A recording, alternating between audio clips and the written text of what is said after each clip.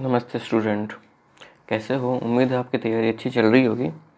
तो जैसा कि हमने एक मैथ के लिए एक सीरीज स्टार्ट कर रखी थी जिसके अंदर राजस्थान की एग्ज़ाम के अंदर आए हुए प्रीवियसली क्वेश्चन और मोस्ट इम्पोर्टेंट क्वेश्चंस को हम लोग कवर कर रहे थे। इसी सीरीज़ के अंदर हमने जो परसेंटेज वाला टॉपिक ले रखा था और परसेंटेज के हमने कुछ वीडियो पहले से बना दिए हैं और जिसके अंदर आपको इम्पोर्टेंट लगभग सारे क्वेश्चंस मिल जाएंगे। उसी सीरीज़ को आगे बढ़ाते हुए हम लोग यह जो सीरीज़ को कंटिन्यू करते हुए अगले क्वेश्चंस लेकर के आए हैं। तो चलिए शुरू करते हैं इन क्वेश्चंस को। हमारा अगला क्वेश्चन है, एक शहर में वयस्कों में से 30% निरक्षर है और जबकि बच्चों में 80% जो है वह साक्षर है, तो वयस्कों और बच्चों का अनुपात 3:4 है, तो जनसंख्या का कितना प्रतिशत साक्षर है। दोस्तों इसके अंदर एक बार इनकी डिटेलिंग को चेक कर लेते हैं। मान लेते हैं कि जनसंख्या है 100%। 100% में से ये क्या बोल रहा है कि वयस्कों में से 30% निरक्षर है। तो यहाँ पे मान लेते हैं ये व्यक्ति है वयस्क और यहाँ पे है बच्चे। अब क्या बोल रहा है, अब इसमें से भी जो 30% है वो तो क्या है, निरक्षर है। इधर की साइड निरक्षर कर देते हैं और इधर की तरफ कर देते हैं साक्षर। तो साक्षर कितने होंगे, 70%। अब क्या बोल रहा है, जो बच्चे हैं, जबकि बच्चों में 80% साक्षर है, यानी कि अगर 80% साक्षर हैं तो 20% क्या होंगे, निरक्षर होंगे। यदि वयस्कों एवं बच्चों का अनुपात 3:4 है, यानी कि 3:4 है, तो ये कर सकते हैं अपन 300:400 अनुपात, क्योंकि बेसिकली अनुपात ही तो निकालना है। तो अनुपात के अंदर अगर कैलकुलेशन को ईजी करना है तो 300:400 कर देते हैं। तो उस हिसाब से टोटल जो पॉपुलेशन है वो मान लेते हैं कि 700 है। ठीक है।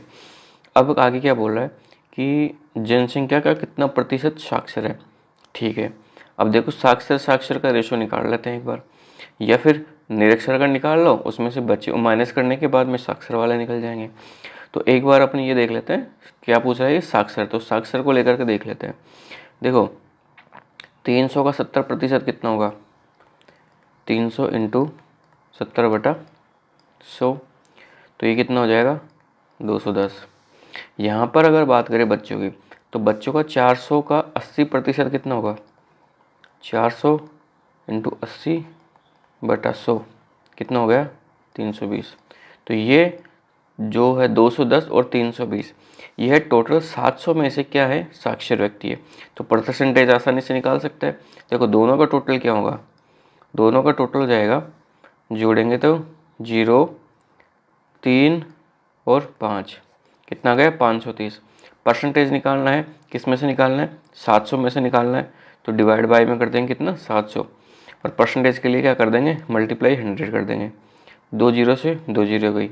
इसको अगर काटते हैं तो ये कितनी बार कटता है, 7 7 49, कितना बच जाएगा, 4 0, 7 5 35, फिर 5 बच जाएगा, फिर उसके बाद में 7 आ जाएगा और 7 7 49, 10 और 1, 75.71%। ये अपना करेक्ट आंसर हो जाएगा। तो इसी तरीके से बढ़ते हैं हमारे अगले क्वेश्चन की तरफ। इसको अगर आप सॉल्व करना चाहो तो निरक्षर के तरीके से भी किया जा सकता है। जैसे कि मान लो निरक्षर 30% है, तो 300 का 30% कितना हो जाएगा, डिवाइड बाय में 100, कितना हो गया, ये 90 हो गया। और इसको अगर देखेंगे तो 400 × 20/100, तो ये कितना हो गया, 80 हो गया। तो 80 और 90 170। तो 170 क्या है, निरक्षर है, कितने में से, 700 में से। तो ये कितना होगा, 0, और ये कितना बच जाएगा, 3 5 530। तो 530 क्या हो जाएगा, साक्षर निकल के आ जाएगा, जो कि अपना आ चुका है। जिसका परसेंटेज निकाल लिया 700 में से, अपना आंसर कितना हो गया, 75.71। तो इस तरीके से इस क्वेश्चन को कई तरीके से सॉल्व किया जा सकता है। डिपेंड करता है आपके ऊपर कि आपके लिए कौन सा तरीका कन्वीनियंट है। हमारा अगला क्वेश्चन है, एक परीक्षा में 40% विद्यार्थी गणित में फेल हुए, 30% विद्यार्थी अंग्रेजी में फेल हुए और 10% दोनों में फेल हुए, तो पास होने वाले स्टूडेंट का प्रतिशत। इसको वही वेन डायग्राम से अपन सॉल्व करते लेते हैं।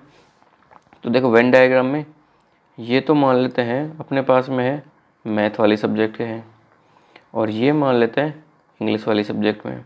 अब यहाँ पे मैथ में टोटल पास होने वाले कैंडिडेट कितने हैं 40, और इंग्लिश में पास होने वाले कितने हैं 20। और अगर बात करें दोनों के अंदर, सॉरी ये फेल होने वाले कैंडिडेट, और दोनों में फेल होने वाले कैंडिडेट कितने हैं 10%। तो अगर मैं बात करूँ केवल मैथ में फेल होने वाले कैंडिडेट, तो 40 में से 10 को हटा देता हूँ, कितना बच जाएगा 30, और 30 में से 10 को घटाने पर इंग्लिश के फेल हुए कैंडिडेट आ जाएंगे, कितने आ जाएंगे 20। तो अब ये निकाल ले कि टोटल कैंडिडेट फेल कितने हुए हैं। तो टोटल कैंडिडेट देखो 30 और 10 40, 40 और 20 60। तो 60% जो कैंडिडेट है वो फेल हो गए हैं। तो पास होने वाले कैंडिडेट कितने होंगे, 100 में से 60 को माइनस कर देंगे, कितना बच जाएगा 40। अपना आंसर क्या जाएगा 40। अगला क्वेश्चन है, यदि x is equals to y z, यानी कि y इंटू जेड तथा y और z के प्रत्येक मूल के अंदर 20% की कमी हो जाती है, तो x के मान में कितने प्रतिशत की कमी होगी। देखो इस तरफ का जो क्वेश्चन है उसको सोल्व करने के लिए सीधा सा ये देख लेते हैं। अगर मान लो कि कोई भी वैल्यू है वो x इंटू, जैसे कि x इंटू वाई के मल्टीप्लाई में है, या जैसे कि p इंटू क्यू के मल्टीप्लाई में है, तो उस तरह के जो क्वेश्चंस वगैरह होते हैं, एक के अंदर मान लो कि यह कमी कर रहा है, एक के अंदर बढ़ोतरी कर रहा है, तो इस तरह की चीज़ों के अंदर आप x प्लस वाई वाला फार्मूला लगा सकते हो। x plus y into plus में एक्स वाई अपन में 100, या इसको a प्लस बी वाले फार्मूले के नाम से भी आप लोग जानते होंगे, a plus b into a into b divide by में 100। ये फार्मूला लगा करके भी आप डायरेक्टली निकाल सकते हो। तो इसमें देखो, और इसके अलावा जो बेसिक फार्मूला है उसके थ्रू तो आप निकाल ही सकते हो। अगर बात करें a प्लस बी वाले फार्मूले के तरीके से, तो देखो इसके अंदर क्या कर रखा है कि 20% की क्या कर रखी है इसने, कमी कर रखी है। तो कमी कर रखी है तो अपन यहाँ पे प्लस की जगह पे क्या ले लेंगे, माइनस ले लेंगे। तो यानी कि माइनस का 40, सॉरी माइनस का 20, और उसके बाद में क्या है y के अंदर भी क्या कर रहा है, कमी कर रहा है, तो इसमें भी क्या कर देंगे माइनस का 20, प्लस में माइनस का 20 इंटू माइनस का 20 डिवाइड बाई 100। ये माइनस इंटू माइनस से मल्टीप्लाई होगा तो क्या हो जाएगा, प्लस हो जाएगा। तो ये तो माइनस और माइनस आपस में जुड़ ही जाएंगे, तो कितना हो जाएगा, ये तो हो जाएगा माइनस का 40, और यहाँ पे प्लस का हो जाएगा 400 बट्टे में 100। जीरो से दो जीरो कट गई, 4 बच गया। 40 में से 4 को घटा देंगे, कितना जाएगा माइनस का 36। तो यानी कि यहाँ पे क्या हो जाएगा 36% की क्या हो जाएगी, कमी हो जाएगी। तो इस तरीके से आप इस क्वेश्चन को सॉल्व कर सकते हो आसानी से। और अगर आप बेसिक मेथड पे जाना चाहो तो बेसिक मेथड में आप वैसे कर सकते हो, जैसे कि मान लो x के मान में कमी है, वृद्धि की बात कर रहा है, तो x इंटू, अब जैसे कि x के मान में क्या कर रहा है, कमी कर रहा है, तो कमी कर रहा है तो कितना हो जाएगा 80/100, और दूसरे में भी क्या कर रहा है 20% की कमी कर रहा है, तो 80/100, तो x इंटू ये कितना आ जाएगा, x का 64% आ जाएगा। 100 को हटाओगे तो 64% में कन्वर्ट हो जाएगा। तो अब ये क्या हो गया कि x का कितना हो गया, 64% हो गया, तो कमी कितने परसेंट की आ गई, 100 में से इसको घटा देंगे तो कितना आ जाएगा 36, तो 36% की कमी आ जाएगी। तो इस तरीके से भी आज इस क्वेश्चन को सॉल्व कर सकते हो। बढ़ते हैं हमारे अगले क्वेश्चन की तरफ। हमारा अगला क्वेश्चन है, कुछ पानी के अंदर 40% क्या है, शक्कर है। यदि 6 लीटर पानी में से 1 लीटर वाष्प के रूप में उड़ जाता है तो बचे हुए पानी के अंदर शक्कर का प्रतिशत कितना होगा। देखो सिंपल है, अगर मान लो कि कोई भी जिस 6 लीटर का पानी था पहले, उसके अंदर से क्या है 4% शक्कर थी, तो 4% शक्कर थी, तो यानी कि 6 इंटू 4/100 इतनी क्वांटिटी में शक्कर हो जाएगी। अब ये क्या बोल रहा है कि जो बाकी का जो है वो रिमेनिंग पानी होगा। अब अगर ये वाष्पित हो रहा है तो 1 लीटर पानी वाष्पित हो गया, तो यानी कि 1 लीटर पानी वाष्पित हो गया। सपोज करो यहाँ पे कुछ भी वैल्यू थी, उसके अंदर से 1 माइनस कर देंगे। इससे बढ़िया तरीका ये है कि आप टोटल में से 1 माइनस कर दो, क्योंकि जो वाष्पित होने वाला है वो पानी ही होगा, और जो शक्कर है उसकी मात्रा तो बाद में भी उतनी ही रहेगी। तो जो टोटल है, टोटल की क्वांटिटी के अंदर से 1 माइनस कर देंगे तो टोटल क्वांटिटी अपने को 5 मिल जाएगी। तो अब ये पूछ रहा है कि ये जो वैल्यू है 6 इंटू 4/100 वो 5 का कितना प्रतिशत है। तो इसको निकाल लेते हैं। अब इसके अंदर क्या है कि डिवाइड बारे में अपन क्या कर देते हैं, 5 कर देते हैं, और वही है कि क्या नाम से प्रतिशत निकालना है, तो फिर मल्टीप्लाई में क्या कर देंगे 100 कर देंगे। ठीक है, अब देखो इसको इक्वेशन को थोड़ा सा सॉल्व कर लेते हैं। तो 100 इंटू 6 इंटू 4, 100 को नीचे की साइड भेज दो, तो तो 5 इंटू 100, 100 से 100 को काट दो, 6 चौको 24, 24/5 कहीं पे है, ये रहा। तो इस तरीके से अपना आंसर निकल जाएगा। अगर आप थोड़े से अगर ट्रिकी अंदाज के अंदर चीज़ों को करोगे ना, तो क्वेश्चंस की लेंथ बहुत कम हो जाएगी, जो सॉल्यूशन की लेंथ है, और आपको वहाँ पे स्पेस भी मिल जाएगा किसी डिफ़िकल्ट क्वेश्चन को सॉल्व करने का, और इसके अलावा आपका टाइम भी सेव हो जाएगा। तो हमें एग्ज़ाम के अंदर थोड़ी सी इसी अप्रोच के ऊपर काम करना है, जिससे हमारा कम टाइम के अंदर नंबर ऑफ़ क्वेश्चन अच्छे खासे निकल सकें। चलिए बढ़ते हैं हमारे अगले क्वेश्चन की तरफ। हमारा अगला क्वेश्चन है, यदि उमंग की ऊंचाई ग्रवित की ऊंचाई से 60% अधिक है, तो ग्रवित की ऊंचाई उमंग की ऊंचाई से कितने प्रतिशत कम होगी।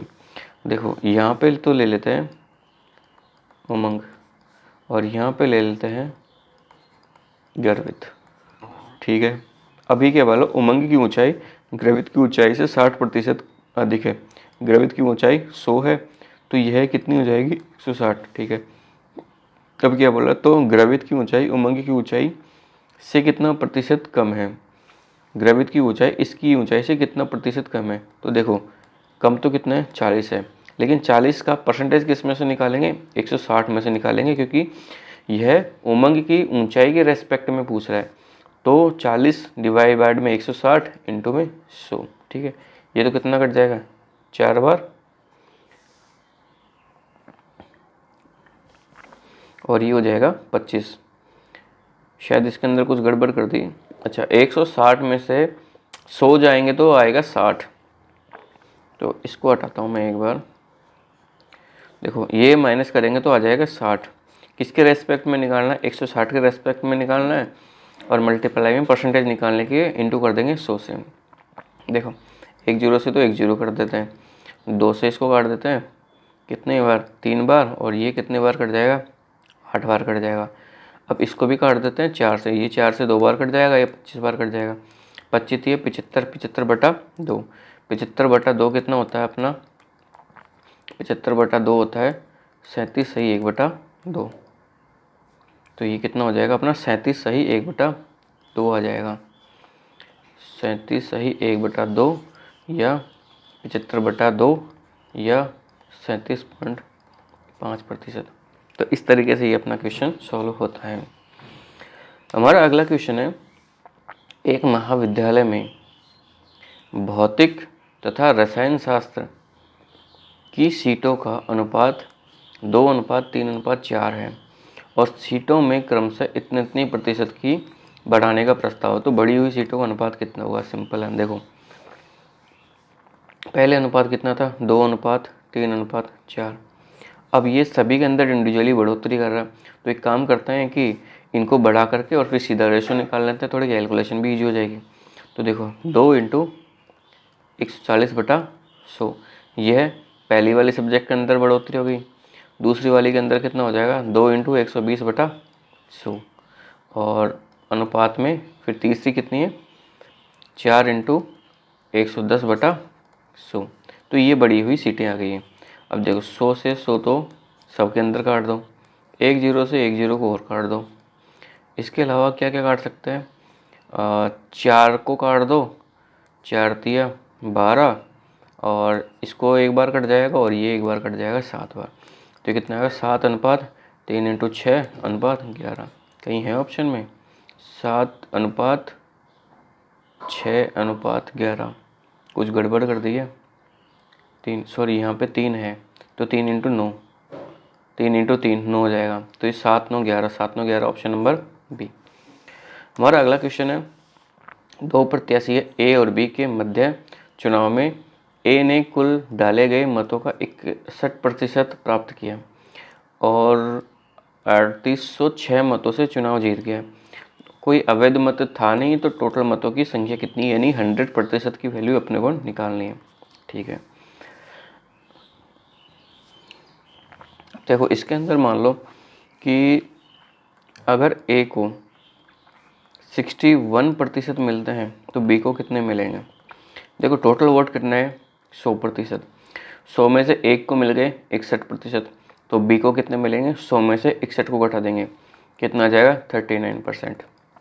अब क्या बोल रहा है कि 3806 मतों से चुनाव जीतता है। कौन जीतता है? ए जीतता है। तो ए जितने वोटों से जीतेगा वो वोट कौन से होंगे? ए और बी का अंतर, यानी कि बी से तुलना की जाएगी ए की कि बी से कितने ज़्यादा वोट ए ने अचीव किए हैं। तो कितने ज़्यादा वोट अचीव किए हैं, तो परसेंटेज के अंदर अगर निकालें तो 61 में से 39 को माइनस कर देंगे। तो माइनस कर देंगे तो यहाँ पे तो देखो एक बार कर ही लेते हैं, 61 में से 39 को माइनस, देखो यहाँ पे तो आ जाएगा 2 और यहाँ पे भी आ जाएगा 2। ये कितना हो गया? 22%। तो 22% की वैल्यू यानी कि जीते हुए मतों की वैल्यू कितनी है? 3806। 3806। तो ये क्या बोल रहा है? कुल डाले गए मतों की संख्या यानी कि 100% की वैल्यू। तो 100% की वैल्यू कैसे निकालेंगे? 3806 डिवाइड बाय में 22 इंटू 100। सही है, ठीक है। अब देखो इसको काट देते हैं, एक बार तो काट देते हैं, 2 से काट देते हैं, 2 से नीचे काटेंगे तो 11 बार और ऊपर कितना आ जाएगा? 1903। अब काटते हैं 11 से, तो ये हो जाएगा 11 एकम 11, यहाँ पे कितना हो जाएगा? 8 बच जाएगा। और 80 में 11 का भाग देंगे तो 7 बार चला जाएगा, फिर 3 बच जाएगा। फिर 33 में 11 का भाग देंगे तो 3 बार चले जाएगा। तो ये हो जाएगा 17,300। तो अपना करेक्ट आंसर क्या हो जाएगा? 17,300, ऑप्शन नंबर डी। इसी तरह से हमारा अगला क्वेश्चन है कि पेट्रोल की कीमत में 25% की वृद्धि होती है। ग्राहक को अपने उपभोग कितना प्रतिशत कम करना चाहिए ताकि बिल के अंदर कोई भी फेरबदल ना हो। जैसे सपोज करो कि पहले वो है 80% खर्च कर रहा था, लेकिन महंगाई के कारण उसको उसके जो पेट्रोल की कीमत में 25% की वृद्धि हो गई, तो उसे खर्च करना पड़ेगा 125। लेकिन वो क्या चाहता है? वो यह चाहता है कि उसका खर्चा जो है वो 100 रुपये ही हो। तो इसमें कितने प्रतिशत की कमी करे कि वापस वैल्यू 100 किया जाए। तो यानी कि कमी तो कितनी करनी है? उसको 25 की करनी है, लेकिन किस में से करनी है? 125 में से करनी है। तो ये किस में पूछ रहा है? परसेंटेज में पूछ रहा है। तो मल्टीप्लाई 100 कर देंगे। ठीक है, काटते हैं 25 5 100, 5 से 100 को काटते हैं, कितना आ जाएगा? 20%। तो इसका करेक्ट आंसर क्या हो जाएगा? 20%। इसको आप दूसरे तरीके से भी कर सकते हो। इस तरह के फार्मूले क्वेश्चंस को आप A+B वाले फार्मूले से भी कर सकते हो।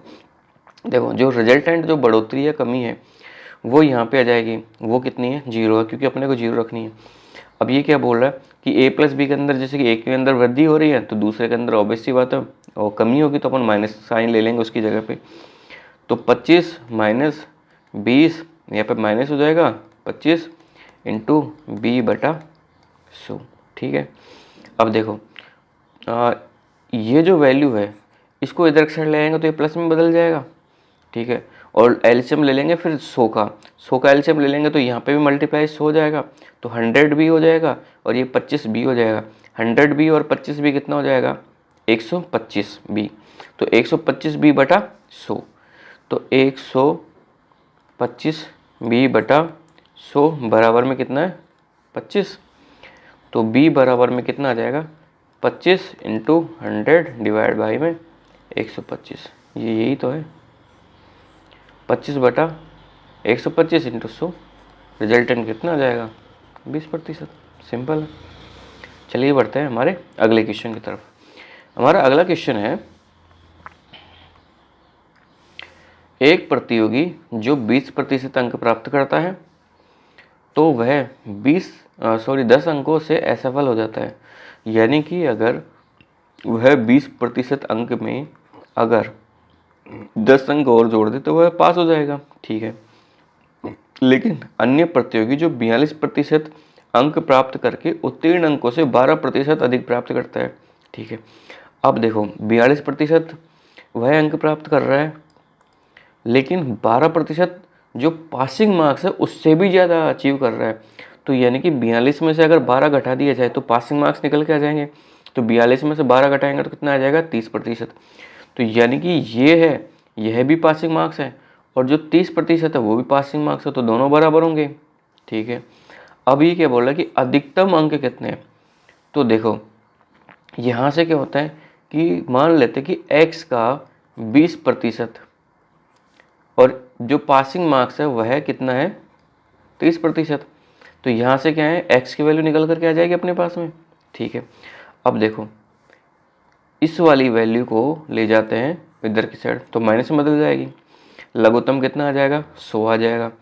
100 अगर एलसीएम आ जाता है तो ऊपर की साइड यहाँ पे देखो ये संख्या तो इधर की साइड जाकर के माइनस में हो जाएगी। कैसे बदल जाएगी, x इंटू 20/100। 100 एलसीएम आ गया तो ऊपर की साइड क्या बच गया, x, और इसको क्या नाम से x को भी कॉमन ले लेते हैं, या x एक काम करते हैं x/100 को कॉमन ही ले लेते हैं सीधा सीधा, दोनों के अंदर वैल्यू है। ठीक है, ब्रैकेट में क्या हो जाएगा 30 - 20, 30 - 20 कितना हो जाएगा 10। तो x इंटू 10/100 यहाँ पे बराबर में कितनी वैल्यू दे रखी है 10, ये जो वैल्यू अपनी बची हुई थी। अब देखो 10 से तो 10 को काट दो तो x बराबर में कितना आ जाएगा 100। तो इसकी करेक्ट आंसर क्या आ जाएगा 100। तो क्वेश्चंस को देखो वही वाली बात है कि कई तरीके से सॉल्व किया जा सकता है, डिपेंड यही करता है कि एग्जाम के अंदर आपका कौन सा मेथड है वो क्लिक करता है। चलिए देखते हैं हमारा अगला क्वेश्चन। हमारा अगला क्वेश्चन है, यदि x - y का 50%, यदि x - y का 50% x + y के 30% के बराबर है तो x y का कितना प्रतिशत है। एक बार इनका रेशो निकाल लेते हैं, परसेंटेज ऑटोमेटिक आ जाएगा। देखो x - y का 50% डिवाइड बाई में 100 बराबर में x प्लस में y का कितना 30% डिवाइड बाई में 100। देखो 100 से तो 100 गया, एक जीरो से एक जीरो को भी हटा देते हैं। तो अंदर की साइड अगर मल्टीप्लाई होगा तो यहाँ पे तो हो जाएगा 5y और माइनस का 5y, माइनस वाली वैल्यू को इधर की साइड भेज देते हैं। तो माइनस वाली वैल्यू इधर की साइड चली जाएगी, वो प्लस में बदल जाएगी। इधर की साइड भेजते हैं तो इधर की साइड देखते हैं तो देखो 3x प्लस में कितना है 3y, तो 3x वाली x वाली वैल्यू को इधर की साइड भेज देते हैं। तो इधर की साइड तो 5x है, ये 3x जो इधर की साइड प्लस का वो इधर की साइड आकर के क्या हो जाएगा माइनस को हो जाएगा।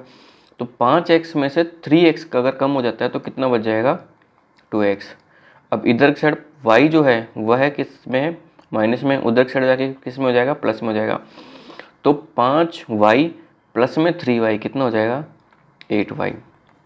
2 से काट देते हैं 4 बार, तो x के बट्टे में तो क्या हो गया 4 और y के बट्टे में कितना हो गया 1। तो इनका अनुपात कितना निकल के आ गया 4:1। अब ये कि पूछ रहा कि y जो है यानी कि 1, x का कितना प्रतिशत है यानी कि 4 का कितना प्रतिशत है। तो 1/4 इंटू 100 कितना आ गया 25%। Answer number B. हमारा अगला क्वेश्चन है, a b का x प्रतिशत है, a है b का x प्रतिशत है। तो एक बार लिख लेते हैं, a है वह b का x प्रतिशत है। अब क्या बोल रहा है कि b है a प्लस b/2 का x प्रतिशत है। जो b है वह क्या है a प्लस b/2 का x प्रतिशत है। तो वैल्यू किसकी पूछ रहा है, वैल्यू पूछ रहा है यह है इसकी x की वैल्यू पूछ रहा है।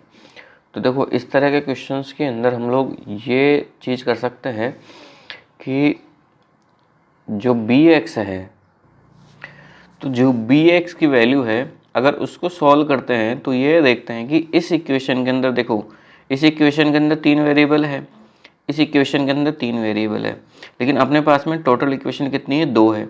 2 तो इक्वेशन है और वेरिएबल कितने 3 वेरिएबल है। तो अगर जितने इक्वेशन होती है और उतने ही वेरिएबल होते हैं तो उसको सॉल्व करना थोड़ा सा आसान होता है। और इस तरह के अगर कोई क्वेश्चन आ जाता है जिसके अंदर अगर 3 वेरिएबल है तो सबसे बेटर होता है कि इसको आप ऑप्शन से सॉल्व करो। एक एक ऑप्शन लेकर के हम लोग देख लेते हैं। मान के चले कि a है वह b का 25% है, ठीक है, a और b। तो ये देख लेते हैं दोनों इक्वेशन में से कौन सेटिस्फाई करता है कौन सा ऑप्शन। देखो a है वो b का 25% है, मान लेते हैं कि b कितना है 4 है, तो a कितना हो जाएगा 1 हो जाएगा क्योंकि इसका 25% हो जाएगा, ठीक है। अब दूसरी इक्वेशन को यह वैल्यू सेटिस्फाई कर रही है या नहीं कर रही है वो देखना है।